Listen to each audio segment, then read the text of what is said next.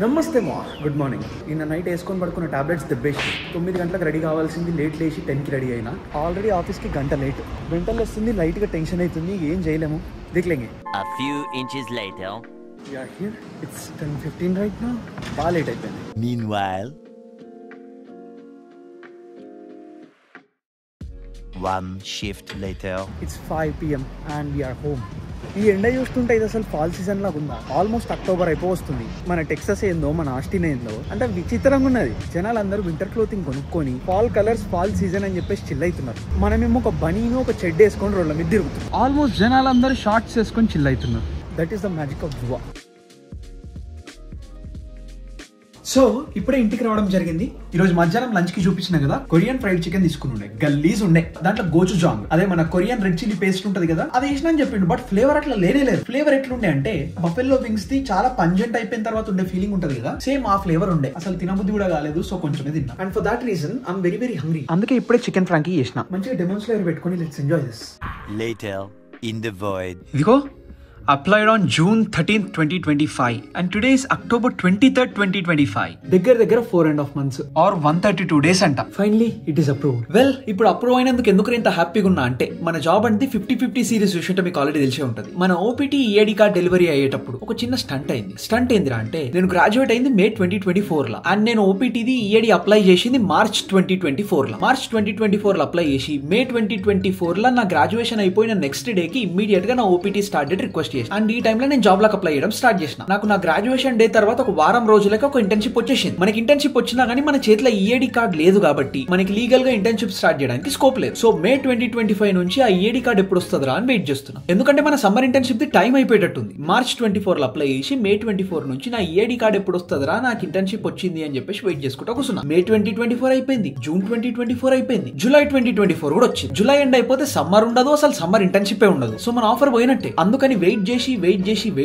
Finally July 2024 లా time కి OPT approve అయ్యేటట్లేదు, మనకి EAD card delivery అయ్యేటట్టు లేదు అని చెప్పి ఇక జూలైలో ఆల్రెడీ మనం ఓపీటీ కోసం ఏదైతే ఫీజు కట్టినామో దానికి మీద ఎక్స్ట్రాగా $1,700 ఏమో పెట్టి మళ్ళీ ప్రీమియం ప్రాసెసింగ్ అప్లై చేసిన. ప్రీమియం ప్రాసెసింగ్ అప్లై చేసి ఇప్పుడన్నా మనది ఎప్పుడు కార్డ్ డెలివరీ అవుతుందా అని చెప్పేసి వెయిట్ చేస్తుండే. ఇక్కడ సేమ్ నాతో పాటు మేల గ్రాడ్యుయేట్ అయిన మన వికాస్ గాడు, వాడు కూడా సేమ్ నేను ఏ రోజు అయితే ఓపీటీకి అప్లై చేసినో అదే రోజు ఇద్దరం కలిసి March 2024 లో అప్లై చేసినాం. సేమ్ డిగ్రీతోని May 2024 లో గ్రాడ్యుయేట్ అయినాం. అండ్ ఇద్దరం ఓపీటీ అప్రూవల్ ఇంకా ఈఏడి కార్డ్ కోసం వెయిట్ చేస్తున్నాం. ఇక నేను నాకు ఇంటర్న్షిప్ వచ్చింది, ఈడనేమో టైం వేస్ట్ అవుతుంది అని చెప్పేసి July 2024 లో ప్రీమియం ప్రాసెసింగ్ అప్లై చేసిన. మన వికాస్ గాడు ప్రీమియం గిమియం ఏం పెట్టలేడు. కట్ చేస్తే July 10th, 2024 రోజు వికాస్ గాడు ఇంకా నేను సేమ్ మేరీలాండ్ ఒకటి రూమ్ లో ఉంటుండే కదా. July 10th రోజు మన ఇంటి ముందల USPS ది ఒక డెలివరీ ట్రక్ ఆగింది. 2 ప్యాకేజీలు పట్టుకొని మన ఇంటి ముందరకు వచ్చిండు. మన మెయిల్ బాక్స్ ఓపెన్ చేసి 2 ప్యాకేజీలు అందులో పెట్టేసి వెళ్ళిపోయిండు. ఏం ప్యాకేజీలు డెలివరీ అయినారా అని ఓపెన్ చేసి చూస్తే ఒకటేమో నా ఈఏడి కార్డు, ఇంకొకటేమో వికాస్ గాని ఈఏడి కార్డు. సో ఇక్కడ మనకు అర్థమైంది ఏంటి అంటే, మనం ప్రీమియం ప్రాసెసింగ్ కి డబ్బులు కట్టకపోయినా గానీ మనది సేమ్ అదే రోజు అదే టైం కి అదే డెలివరీ ఏజెంట్ తీసుకొచ్చే డెలివరీ చేస్తుండే. మన దరిద్రం అట్లుంటది కాబట్టి $1,700 బిస్కెట్ అయిపోయింది. బట్ భగవాన్ అచ్చాకరేగాతో సాధు బిచ్చాకరేగా కాబట్టి లైట్ తీసుకున్నా. తర్వాత ఈసారి స్టెమ్ ఓపీటీ కూడా అట్లనే అవుతుందేమో అని అనిపించింది. అందుకే ఈసారి అట్లా బీభత్సాలు ఏం కాకుండా జాగ్రత్తగా ఉండాలి కదా. అట్లా July 2024 లో మన ఇనిషియల్ ఓపీటీ కార్డ్ మనకు డెలివరీ అయింది. నార్మల్ గా మన ఇనిషియల్ ఓపీటీకి 1 year వ్యాలిడిటీ ఉంటది కదా. July 2024 నుంచి July 2025 వరకు మనకి వ్యాలిడిటీ ఉంది. ఈ ఇనిషియల్ ఓపీటీ ఎక్స్పైర్ అయిపోవడానికంటే ముందే మనం స్టెమ్ ఓపీటీకి అప్లై చేయాలి కదా. సో July 2025 లో మన ఇనిషియల్ ఓపీటీ ఎక్స్పైర్ అవుతుంది కాబట్టి ఒక 1 month ముందే June 13th, 2025 రోజు స్టెమ్ ఓపీటీకి అప్లికేషన్ పెట్టేసిన. అప్లికేషన్ పెట్టినా బానే ఉంది. కాకపోతే మైండ్ లో ఒక పెద్ద క్వశ్చన్ ఉంది. క్వశ్చన్ ఏంద్రా అంటే, మనం డేటా సైన్స్ డిగ్రీతో గ్రాడ్యుయేట్ అయ్యి ఇప్పుడు యూఎక్స్ డిజైనర్ లాగా జాబ్ చేస్తున్నాం. సో ఇక్కడ మనం ఓపీటీలా ఇంకా స్టెమ్ ఓపీటీలా మనం చేసే జాబ్ ఏదైతే ఉంటుందో that should be related to your degree. ఇక్కడ మన degree data science, UX design ఏమో మనకు డైరెక్ట్ రిలేషన్ లేదు. మనమేమో గ్రాడ్యుయేషన్ కంటే ముందే యూఎక్స్ డిజైనర్ అయిపోదామని ఫిక్స్ అయిపోయినాం. సో ఇప్పుడు మన డేటా సైన్స్ డిగ్రీతో యూఎక్స్ డిజైన్ లో జాబ్ తెచ్చుకొని ఓపీటీ వర్కౌట్ చేసినా కానీ స్టెమ్ ఓపీటీ ఎట్లా వర్కౌట్ చేయాలి ఏంది అని చెప్పేసి మైండ్ లో క్వశ్చన్స్ ఉండే. సో మా యూనివర్సిటీలో సీనియర్లను అడిగినా, నెక్స్ట్ కొంతమంది ప్రొఫెసర్స్ అడిగినా, IEEE డిపార్ట్మెంట్ లో కనుక్కున్నా, ఆల్మోస్ట్ అందరికి తెలిసిన వాళ్ళు ఏమంటుండే అంటే, నువ్వు చేస్తున్న జాబ్ ని డిగ్రీకి కొంచెం నువ్వు రిలవెన్సీ చూపించిస్తే సరిపోతుంది అని అనుండే. 90% కేసెస్ ఏం కాదు, బట్ నువ్వు ఒకవేళ రిలవెన్సీ చూపించలేకపోతే, నువ్వు ప్రూవ్ చేసుకోలేకపోతే బిస్కెట్ అయిపోతావు అని అన్నారు. సో ఇక June 13, 2025 రోజు అప్లై చేసి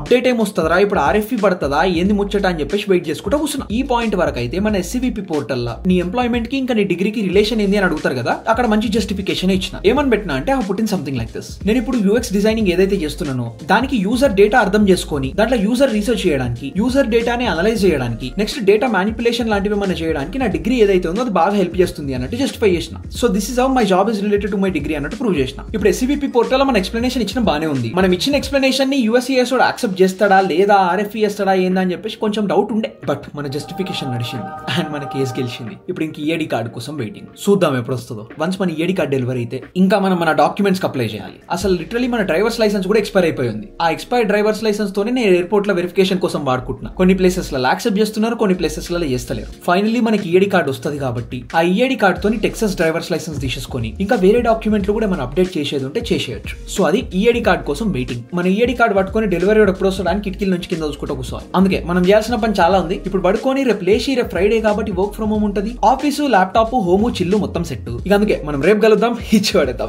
అండ్ యా అంతే మరి. బై.